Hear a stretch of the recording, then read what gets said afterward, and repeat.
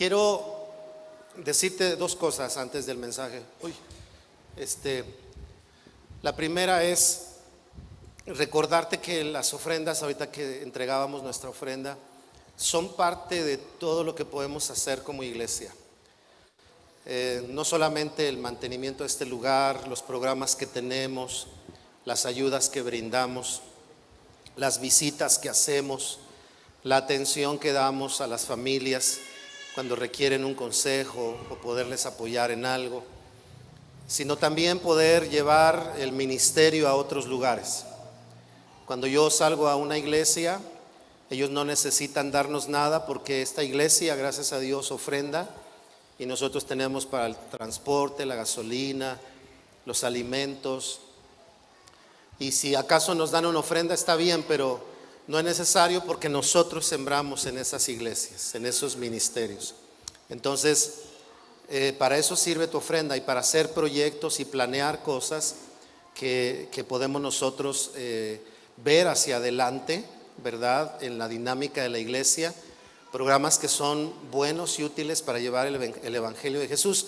Tú eres parte de todo eso a través de tu ofrenda, porque tu ofrenda representa tu vida, porque el dinero que tú das es el resultado de tu trabajo, de horas de gracia, capacidad que tú das todos los días en tu trabajo. Y cuando tú entregas una ofrenda es realmente como un representativo de tu vida misma, de horas que has invertido, de trabajo que has realizado, de capacidades que has explotado, que Dios te regaló, y la ofrenda de esa manera simbólica, representativa, es tu vida. Entonces tu vida es parte de lo que hacemos en el ministerio. Nunca te olvides de eso. Gracias a Dios. Hoy estamos trabajando con aproximadamente 6 pastores a los que les estamos ayudando en sus congregaciones, en su ministerio pastoral, para poder hacer su labor, ¿verdad? Y eso que yo puedo hacer al estar con ellos, al brindarles tiempo, al invitarlos a veces acá para traerlos y tener charlas de inversión en ellos, de todo eso tú eres parte a través de tu ofrenda. Así que dile al que está a tu derecha, izquierda: te felicito por ser parte de todo esto. Dígaselo: te felicito por ser parte de todo esto. Y lo segundo es: no dejaré de agradecer a Dios por cada servidor de esta casa que se dispone semana tras semana en la entrada, con los niños, en la recepción, en el staff, en la música, en el estacionamiento, en la comida ahora, ¿verdad? Así que quiero pedirles que no nos cansemos de darle un aplauso a todos los que sirven en esta casa. Gracias a Dios por todos ustedes. Te quiero leer Daniel capítulo 3, versículo 24 y 25. Hoy quiero dejarte más que una enseñanza, un mensaje en tu corazón, porque lo sentí muy propicio para este día. Es para toda la vida. La palabra de Dios no deja de ser, funciona en todo tiempo. Pero este mensaje creo que este día va a animarnos, a abrazarnos, a impulsarnos, a sacudirnos, a despabilarnos a más de uno de nosotros. Daniel 3, 24 dice: de pronto Nabucodonosor, lleno de asombro, se puso de pie de un salto y exclamó a sus asesores: ¿no eran 3 los hombres que atamos y arrojamos dentro del horno? Sí, su majestad, así es, le contestaron. Miren, gritó Nabucodonosor, yo veo a 4 hombres. Por favor, imagínate la escena. Yo veo a 4 hombres desatados. Los habían arrojado atados a los 3. Los veo desatados, que caminan en medio del fuego sin sufrir daño. Sí estaban en el fuego, pero no estaban atados, no estaban paralizados y no habían sufrido daño, dice esta historia. Y el 4.º hombre, no solamente hay 4, el 4.º se parece a un Dios, dice esta versión, la NTV. La versión 60 dice a un ángel, pero a un Dios. Es decir, había una distinción. en ese cuarto acompañante en el horno de fuego. Quiero hacerte una pregunta. ¿Te has sentido solo alguna vez? Pero no porque tus amigos no te escogieron para el partido de fútbol, sino solo, que te das cuenta que quien pensabas que iba a estar ahí resulta que no está. De pronto te das cuenta que para quien fuiste, no sé, para quien fuiste una referencia, ahora eres un espanto, eres un terror. Tal vez porque supo que le ibas a la América o algo así. Pero el asunto es que ya no te ve igual. Y de pronto te sientes solo. Yo he tenido algunos momentos en la vida en los que me he sentido solo. A mí me gusta estar solo, disfruto estar solo, pero no significa que me guste estar toda la vida sin nadie. Y he tenido algunos momentos de soledad que tratan de hacer estragos en nuestra vida. Te hablo de esta soledad que te ahoga, esta soledad que te entristece, no de la soledad que requieres para meditar, para descansar, para reconsiderar cosas, sino de esta soledad que te hace sentir que nadie te valora, que no eres importante para nadie, que no le importas a las hijas, no le importas al esposo, no le importas a los hijos, no le importas a nadie, no le importas ni al pastor porque tampoco da señales de vida en tu vida. Esa soledad que nos llega a hacer daño. Y alguna vez en la vida la vas a sentir. Si no la has sentido, qué bueno, pero alguna vez vas a sentir esta soledad. Y yo recuerdo algunos momentos en la vida. Recuerdo uno de ellos que me sentía tan solo que me salía en las madrugadas a caminar. Por ahí de la 1 de la mañana me salía con las ganas de caminar y de no regresar a mi casa, de a donde me llevara. Esta soledad que a veces me decía: ¿por qué no te desapareces mejor? ¿Por qué no sales corriendo y te vas y que todo se acabe? Y era una sensación, no sé si lo han vivido, no sé si eran ataques de depresión o no lo sé, pero además estaba yo muy joven. Y esta soledad me hacía caminar y pasar las madrugadas fuera de casa. Regresaba a la 1, 2 de la mañana. Ahora que lo pienso, estaba yo loco. Me iba a sentar a la 1 de la mañana a un parque. Y ahí me sentaba a hablar, a tratar de hablar con Dios, no entendiendo por qué me sentía tan aislado y tan solo en ese momento de mi vida. Recuerdo otro momento en el que me sentí solo cuando, esta historia se las he platicado, cuando un equipo de alabanza, el primer equipo que yo pastoreé, decidieron irse todos al mismo tiempo, se fueron de la iglesia todos al mismo tiempo. No estoy hablando de que se vayan y eso, estoy hablando que al mismo tiempo todos decidieron. Es como si la siguiente semana yo llegara a la reunión y nadie de ustedes viniera. Bueno, ese día yo llegué a la iglesia y no estaba el bajista, no estaba el baterista, no estaban los coros, solo había un baterista nuevo, había un pianista que había llegado recién a la iglesia, pero todo el equipo con el que había yo trabajado había decidido irse de la iglesia por decisiones personales con el pastor, que era el pastor de aquella iglesia. Yo no era el pastor, era un pastor asistente. Y ese momento me dio una sensación de soledad muy, muy, muy fuerte. Recuerdo otro momento de soledad que vivimos con Abdiel. Cuando era pequeño lo tuvimos que operar. Y yo recuerdo que tuvo un problema en sus anginas. Entonces el otorrino dijo: hay que operarlo, se puede asfixiar. Y ahí vamos al hospital. Y de esas cosas que le avisas a tus amigos, ¿no? Voy al hospital con mi hijo. Y nadie llegó al hospital. ¿Ustedes creen? Yo dije: no, mejor no les hubiera avisado. Sale la misma. Y en ese momento yo sentí un poco de soledad. Dije a alguien que viniera aquí por lo menos nada más a sentarse o a acompañar. Y eso, no estoy diciendo que estuvo mal lo que hicieron, estoy diciendo que yo sentí soledad. Y de ese tipo de cosas te podría hablar. Ahora, el tema no es sentirse, sino qué genera esa soledad. Si tú estudias y lees algunos artículos, se dice que la soledad crónica, este sentimiento de en ningún lugar encajo, nadie se ocupa de mí, a nadie le importo, genera efectos negativos en la salud, mentalmente, emocionalmente, físicamente. Por ejemplo, dicen que la soledad crónica, este sentimiento de abandono donde crees que para nadie vales, puede generar problemas cardiovasculares, puede promover la falta de capacidad de defenderte ante los virus y bacterias comunes, ¿verdad? Puede también, este no me gustó mucho, pero puede conducir a la muerte prematura y puede elevar la presión arterial. Solo sentirse en esa soledad hace daño la soledad.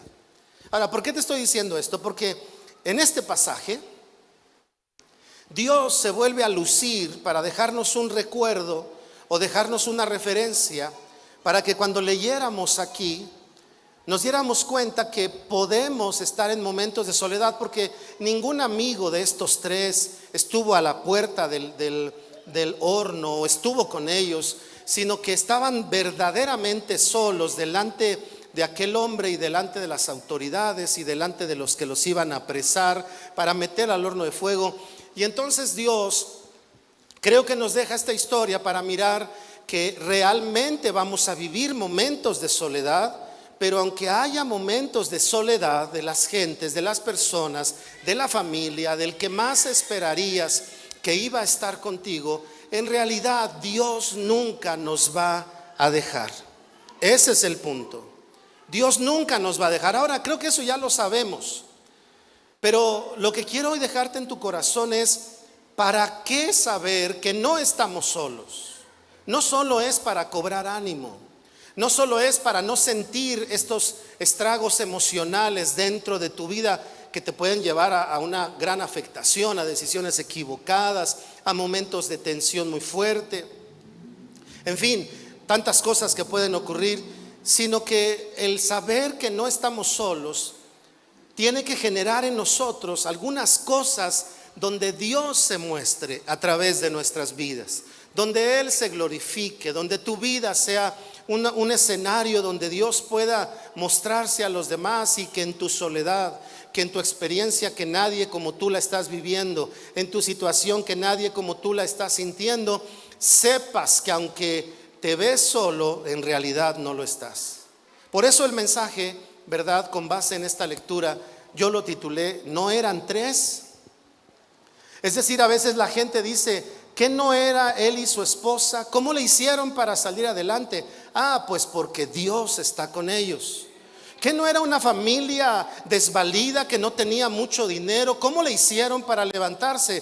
Porque nosotros vemos solamente a esa familia, pero en realidad no está sola esa familia, sino que Dios está con ellos para proveerles, para animarles, para abrirles camino para ir hacia adelante. ¿Que no era un joven que no tenía capacidad, que no se le veía futuro? ¿Que no es aquel joven al que pensábamos: pobre de él, no sabemos qué es lo que va a hacer? Pero en realidad no estaba solo, sino que Dios decidió estar con él para glorificarse en la vida de aquel joven que parecía que no tenía esperanzas hacia adelante en el futuro. Porque Dios no nos va a dejar solos, queridos, aunque a veces sintamos lo que te platiqué hace un momento. Tal vez esta mañana, porque una de las soledades más difíciles es cuando estás rodeado de gente pero te sientes solo. Crees que no te entienden, crees que no hay eco en sus vidas, crees que no hay relevancia para los demás, ¿verdad? La esposa le puede decir al esposo lo que necesita y el esposo no le da lo que necesita, y la esposa se siente sola, pero no está sola porque Dios está con ella. Puede ser igual que el esposo, puede ser que los hijos, puede ser que un trabajador le diga a su patrón, a su jefe: esto es lo que necesito, y tal vez no lo oye y termina sintiéndose solo, pero en realidad no lo estás, porque Dios está con nosotros. Entonces, lo que quiero dejarte en esta mañana, en esta tarde, son algunas escenas que la Biblia nos muestra, donde algunos personajes estaban solos, pero vamos a ver lo que Dios hizo con ellos. Lo primero te lo quiero leer en Hechos capítulo 27, versículo 22. Dice: pero anímense, ninguno de ustedes perderá la vida, aunque el barco se hundirá. ¿Qué va a pasar con el barco? Se hundirá. ¿Cómo se llama eso? Se llama pérdida. Pues anoche un ángel del Dios a quien pertenezco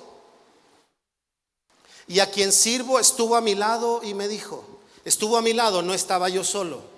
Sí, ustedes me ven, diría Pablo, me ven que estoy aquí solo y estoy preso y me van a llevar a juicio, y ustedes me ven solo, pero en realidad no estoy solo, porque Dios está conmigo, y como lo hizo visible, envió a un ángel para estar conmigo. Y dice la historia aquí que le dijo lo siguiente: no temas, porque ciertamente, fíjense, me gusta lo que dice, ciertamente serás juzgado. ¿A quién de nosotros nos gusta que Dios nos diga no temas y después nos diga ciertamente te vas a quedar sin trabajo? Nosotros diríamos, mejor no me digas nada, Señor, gracias. Pero el ángel habla con firmeza. ¿Por qué? Porque cuando Dios nos habla con cosas anticipadas es porque quiere forjar nuestra fe, forjar nuestro carácter, hablarnos como personas que somos, no como niños desvalidos, sino como hombres y mujeres que hemos decidido abrazar al Señor.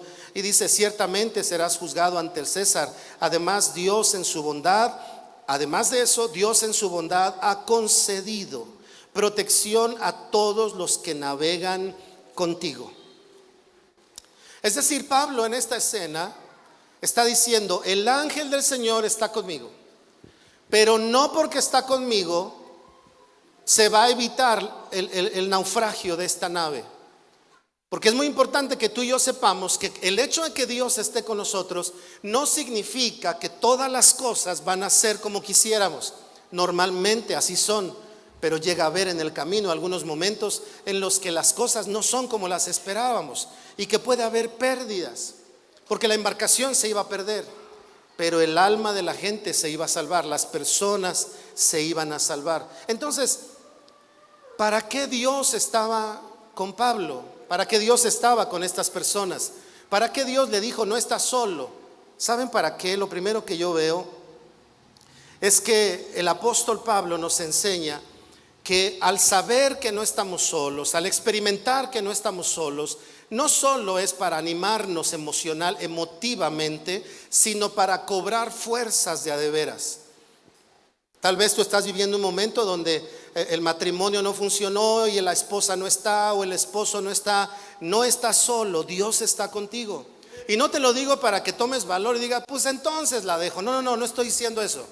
Estoy diciendo que se debe de sentir difícil atravesar esos momentos. Tal vez tú eres un hombre solo que has criado solo a tus hijos, o una mujer que has criado sola a tus hijos. Escucha lo que te digo, no estás solo, no estás sola, aunque pueda verse solamente tu persona, Dios está contigo.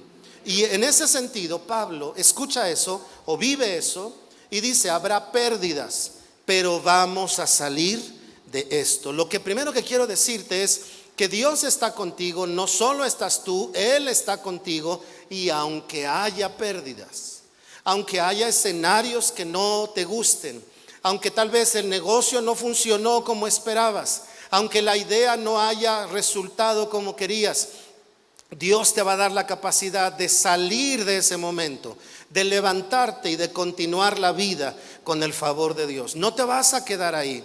Y es importante que sepamos eso, porque de pronto pensamos que el fracaso de nuestra vida es nuestra tumba. Pero Dios le dijo a Pablo, el naufragio de esta nave no es tu muerte, el naufragio de esta nave solo es una pérdida, pero tú vas a seguir adelante con tu vida. Y lo importante que nosotros debemos tener es que el sabernos acompañados de Dios, con esta idea de que no eran tres, que no, la situación está más difícil, pero yo veo que se están levantando. Sí, porque Dios está con ellos, porque Dios está contigo. Por favor, dile a alguien, Dios está contigo. Díselo, por favor. Ahora, ¿para qué está contigo? Para que sigas adelante, sigue adelante, no renuncies, no claudiques, sigue adelante, porque Dios está contigo. Y aunque de pronto haya pérdidas, Dios te va a dar lo más valioso, que es la vida, para volver a empezar, para volver a levantarte, para volver a soñar, para volver a hacer lo que tienes que hacer, porque Él está en el escenario, no te ha abandonado, nunca lo hará, siempre estará con nosotros. Eso es lo que la palabra de Dios nos enseña. ¿Para qué entonces Dios nos dice no estás solo? Para que sigas adelante. Así que entonces, queridos, prohibido renunciar, prohibido detenernos por ese sentimiento de es que si nadie me ayuda no puedo. No, porque Dios te dice yo te ayudo. No, es que si no tengo no puedo hacerlo, y Dios te dice yo soy tu proveedor, así que sigue adelante. Entonces nosotros necesitamos tener claro que hay que seguir.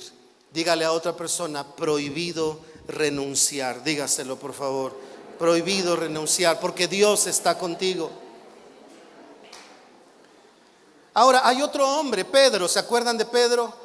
De pronto hay una salida, Jesús se separa de ellos, comienza una tempestad y ellos van en una barca y de pronto ven a Jesús caminar sobre el agua. Y mira lo que dice Mateo, si me acompañas, 14:28. Entonces Pedro lo llamó. ¿Conoces esta historia? Señor, si realmente eres tú, es decir, todavía tenía dudas Pedro. Se vale tener dudas a veces. Ordéname que vaya hacia ti caminando sobre el agua. Sí, ven, le dijo Jesús. Abusado cuando le dices a Dios: Señor, ¿quieres que venda mi carro para ofrendárselo a mi suegra? Y que Jesús te diga: sí, véndelo. No, a ver, Señor, segunda oportunidad. Please attention. ¿Quieres que venda mi carro para que le ofrende a mi suegra? Y Jesús te diga: sí, hazlo. Digo, no es caminar sobre las aguas, pero es caminar sobre lo improbable. Porque es poco probable que un yerno le regale un coche a su suegra. Poco probable, aunque no imposible. Y dice: sí, ven, dijo Jesús. Entonces Pedro se bajó por el costado de la barca y caminó sobre el agua hacia Jesús. Pero cuando vio el fuerte viento y las olas, se espantó, se aterrorizó y comenzó a hundirse. ¿Cuándo se hundió? Cuando comenzó a aterrorizarse. Sálvame, Señor, gritó Pedro. Una vez más Pedro está en medio de una situación difícil, pero de pronto ve a Jesús. Y en ese momento sabe que no está solo. Y luego le dice: si eres tú, hazme que yo vaya hacia ti. Y en este escenario, si fue literal o si es una manera parabólica de dar un ejemplo, yo me quedo con que fue un hecho real. Y entonces Pedro sabe que caminar sobre las aguas era posible porque no estaba solo, porque ahí estaba Jesús. Así que cuando hablamos de no estar solos, queridos, no solo se trata de agarrar ánimo y de decir Dios está conmigo y no hacer nada en la vida, sino que cuando tú y yo decimos no estoy solo, estamos juntos, Dios y yo, Él me acompaña, Él está conmigo al entrar, al salir, al ir a aquel lugar, al salir de aquel lugar. Dios está conmigo todo el tiempo. No es solo para animarnos, es para saber lo que podemos hacer. El primer punto nos enseña que si Dios está conmigo voy a seguir, pero el segundo me enseña que si tú y yo creemos que Dios está con nosotros, tenemos la posibilidad de caminar sobre lo improbable, sobre aquello que no es firme, sobre aquello que no es tan sólido, sobre aquello que no tiene ninguna seguridad anticipada, que no hay un contrato que diga yo te voy a sostener para el 2023, 2024. No hay nada tangible, sino que parece agua, no es tan firme, pero lo que da firmeza a eso es que Jesús esté en ese lugar.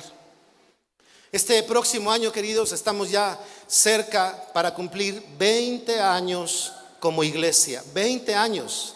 El tiempo se ha ido rápido. Tú puedes decir que son 20 años si yo todavía ni nacía, pero 20 años de ver el favor de Dios, de no saber lo que iba a pasar, de no saber si íbamos a tener para las rentas, de no saber si teníamos asegurado algo.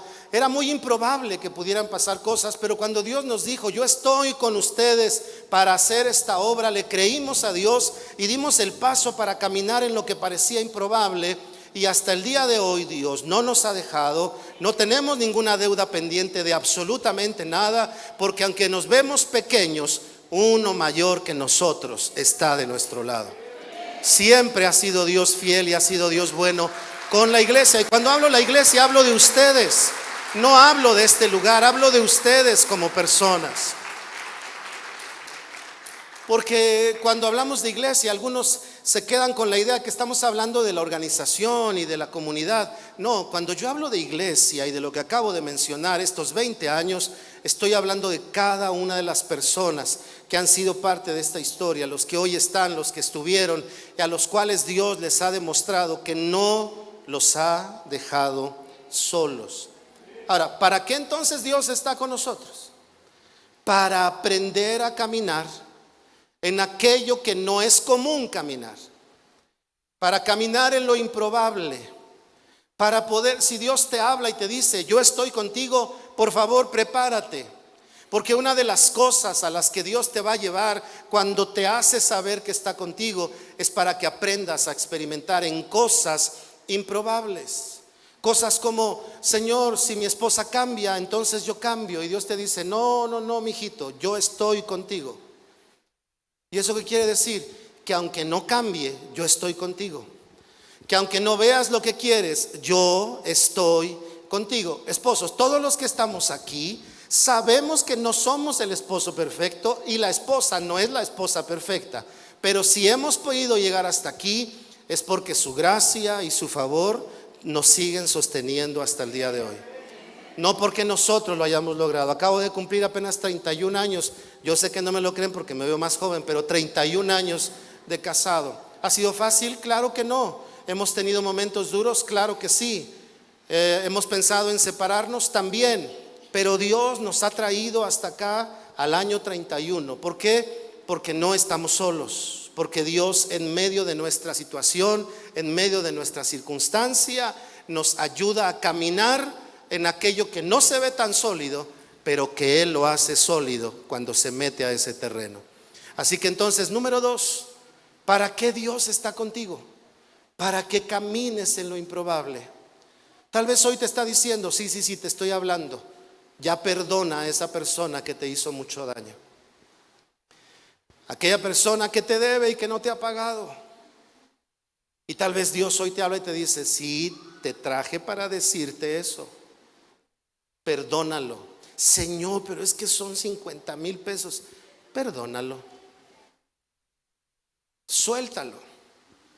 No estoy diciendo que es un mandamiento, me estoy imaginando cosas. Si acaso Dios te está hablando precisamente, pues yo ahí no me meto, allá tú y Dios. Y esta tarde dices, no, pero ¿cómo? Si es para esto. Es que es poco probable que alguien perdone una cantidad así. Pero si acaso Jesús te dice, ven, salte de la barca, yo estoy contigo para que camines en lo improbable.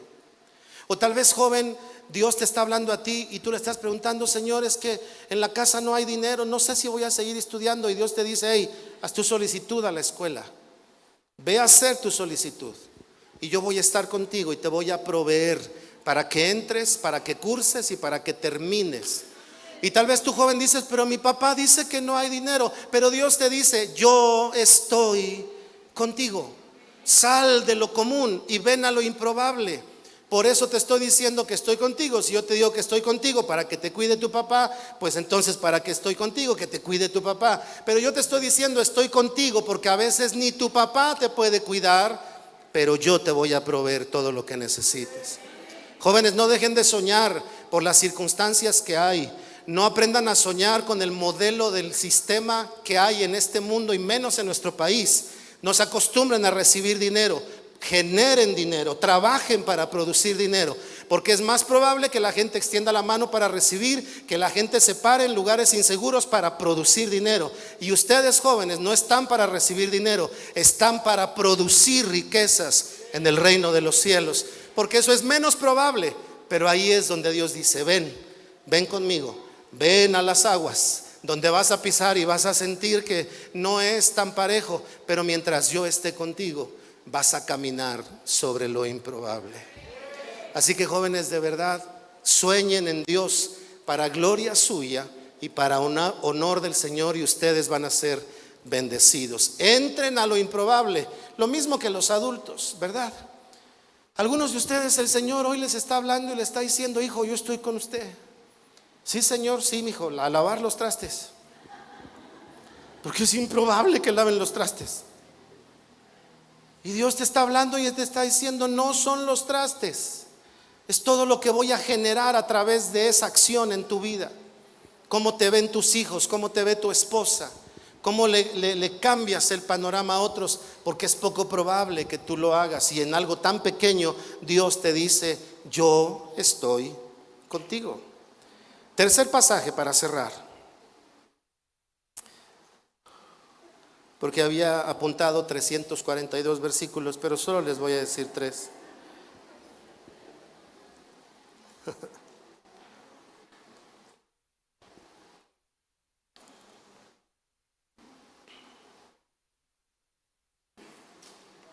Siguiente pasaje está en Daniel 3:26. Este está bueno también. Ya lo leímos 24 y 25, pero miren el 26. Entonces Nabucodonosor se acercó tanto como pudo a la puerta del horno en llamas y gritó: Sadrac, Mesac y Abednego, siervos del Altísimo, salgan y vengan aquí. Así que Sadrac, Mesac y Abednego salieron. ¿De dónde salieron? Tú sabes que ellos fueron a ese horno por causa de su fe.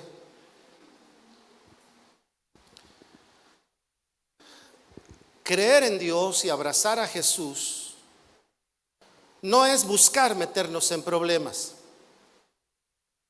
Sin embargo, abrazar a Jesús y abrazar la fe en Él a veces tiene efectos contrarios hacia nuestras vidas. Hay algunos de ustedes que han vivido la lejanía de la familia. Yo he conocido personas que han sido desheredadas por ser cristianos. Si te haces cristiano, te saco de la herencia, y los han sacado de la herencia. He conocido personas que sin nada que ver con el matrimonio se ha empezado a quebrar por causa de que el esposo o la esposa vino a Jesús y el esposo le dijo: yo no quiero que seas cristiana. Yo he conocido esas historias, y no por hacer algo malo, simplemente por ser cristiano. Hay algunos que, caray, sí hacemos cosas que no están bien, ¿no? Vienen a Cristo y se la pasan todo el día en la iglesia y descuidan la familia. Pues claro que el esposo se molesta, pero no hablo de eso. Hablo del solo hecho de haber decidido por Cristo. Y hay palabras como: traicionaste a la familia, ¿verdad? Rompiste el legado que te dejaron los abuelos, ¿verdad? San Bernardino de no sé qué, y entonces ya no eres de la misma línea, y los apartan. Algunos son rechazados en el trabajo por ser cristianos, solo por ser cristianos. No estoy hablando de tener mala reputación, esa no la ganamos. Hablo de: ¿eres cristiano? Sí, no, entonces no quiero cristianos. Es decir, tener fe en Jesús, queridos, a veces tiene efectos que no esperamos. En el caso de estos jóvenes, están pidiendo que se adore a una imagen, la imagen de este hombre, de este rey. Y ellos, por su fe, dicen: no lo vamos a hacer. Ellos no lo provocaron, ellos no dijeron: y mátanos y a ver si puedes. No, ellos dijeron: no vamos a dar nuestra adoración a quien no. Y ellos le dicen en los versículos anteriores: y tú tienes que saber que si Dios nos quiere salvar, lo va a hacer. Pero también tienes que saber que si no lo hiciere, de todas maneras no vamos a adorar tu imagen. Dicho eso, los agarraron. Y dice ahí que los soldados más fuertes, los más fortachones, los amarraron de las manos de la manera más fuerte y los aventaron atados al horno de fuego. Obviamente los querían matar. Pero ahí es donde ocurre el pasaje que leímos al principio. De hecho, cuando los acercaron al horno, dice que los aventaron, las llamas los alcanzaron y murieron. Cuando está viendo qué pasa adentro, no sé de qué manera podía ver, pero se da cuenta que no eran 3 los que estaban ahí. Y él mismo es el que dice: ¿no eran 3? Pregunta a la gente, le dicen: efectivamente, rey, ¿por qué entonces veo 4? Y además el cuarto no se parece a ellos, es como un Dios que está en medio de ellos. Si tú pudieras ver, querido, el hecho de que Dios de verdad está contigo, de que el Señor está contigo, y puede ser que tú no lo veas, pero hay personas que lo van a ver, que te van a decir: estuvo así de cerquita de pasarte y te salvaste. Bueno, seguramente porque algún ángel de Dios ahí estaba contigo, en medio del peligro, en medio de la situación, aunque hayas tenido un susto, lo que haya pasado. Pero este pasaje nos enseña que estos hombres fueron guardados, ilesos, no se paralizaron, aún dentro del horno ellos se movían, lo cual nos enseña que cuando Dios te dice estoy contigo, no estás solo, no eres solo tú y tu casa, yo estoy contigo. No eres solo tú y tu dinero, yo estoy contigo. No eres solo tú y tu trabajo, yo estoy contigo. No eres solo tú y tus habilidades, yo estoy contigo. Te lo está diciendo, ¿para qué? Cuando enfrentes consecuencias a causa de tu fe, no claudiques, para que no desmayes, para que no renuncies a tu fe, sino que vayas hacia adelante. ¿Sabes? Cuando entré al ministerio, antes de entrar al ministerio, Dios me dijo, yo estoy contigo. Y me dijo esto: donde pidas trabajo te lo van a dar. Y donde yo pedía trabajo, me daban. O sea, miren, algunos no saben, por eso lo platico. Yo quería ganar más, entonces le decía a mis jefes, voy a buscar trabajo. Iba al otro lugar y decía cuánto quería ganar y me respondían, estás aceptado, queremos trabajar contigo. Le decía a mis actuales jefes y me decían, no te vayas, te damos lo que te van a dar allá. Entonces me quedaba. A tal grado, queridos, que un día nada más pedí trabajo para ver la palabra de Dios. Y hablé, disculpe, están solicitando un dibujante, un diseñador. Sí, ¿cuánto ofrecen? Tanto. ¿Cuánto pide? Tanto. Venga, ahí voy. Sí, se queda. Yo dije, no, esta palabra es de a de veras. Donde yo pedía, pero no era el que Dios hiciera todo lo que yo quisiera, era estoy contigo. Esa puerta se cerró un día. Y cuando se cerró la puerta, estaba yo recién casado. Y estaba yo recién casado, teníamos 6 meses. Y entonces ahora viene Andy en camino, casados, esperando un hijo y sin trabajo. Y ahí era el momento de la fe. Y yo le dije a Dios, Señor, ¿por qué se cerraron las puertas? ¿Por qué las cosas no son como estaban antes? Y el Señor me dijo, no son las cosas como estaban antes las que te sacaban adelante. Lo que te sacaba adelante es que yo he estado contigo. Y me dijo, y ahora que no tienes trabajo, yo estaré contigo. Y entonces el Señor me llama al ministerio. Y yo había crecido en una cultura donde cuando tú entras al ministerio no hablas de dinero, solo hablas de servir. Así que yo entré al ministerio sin hablar y sin saber cuánto me iban a dar de ofrenda. Y la primera ofrenda que me dieron era equivalente a mi salario y al salario de mi esposa, juntos. Y cuando abrí el sobre, Dios me volvió a decir, estoy contigo. Por más de 30 años he servido a Dios. Y lo digo con lágrimas, queridos, porque quiero que entiendan lo que significa que Dios esté contigo. No es para vivir la vida cotidiana, es para mucho más, queridos. Es para atrevernos en la fe, es para permanecer firmes en la fe. Si hoy sientes que te caes, Dios te dijo en estos momentos difíciles, asume tu fe, yo estoy contigo. Las llamas no te harán arder, no te quedarás paralizado, sino que vas a salir adelante, porque no es la situación, no es el recurso, no es la gente, no son las personas lo que te dio aquella fama y aquellas situaciones de antes. Fui yo, te dice Dios, el que te ha llevado hacia adelante. Así que, queridos, cuando la fe es confrontada con la vida, saber que Dios está con nosotros es saber que ahí la fe no se va a quebrar. Que el Señor, aunque haya pérdidas, aunque haya retos, aunque haya hornos de fuego, no estaremos solos. La gente no solo te verá a ti, verá en ti el favor de Dios. La gente no solo te verá a ti, verá en ti la gloria de Dios. La gente no solo te verá a ti, verá en ti lo sobrenatural de Dios, porque Dios se prometió una cosa: los que en mí confíen jamás serán avergonzados. Dios está contigo. ¿Alguien lo cree? ¿De verdad lo crees? ¿Por qué no le das un aplauso a Jesús?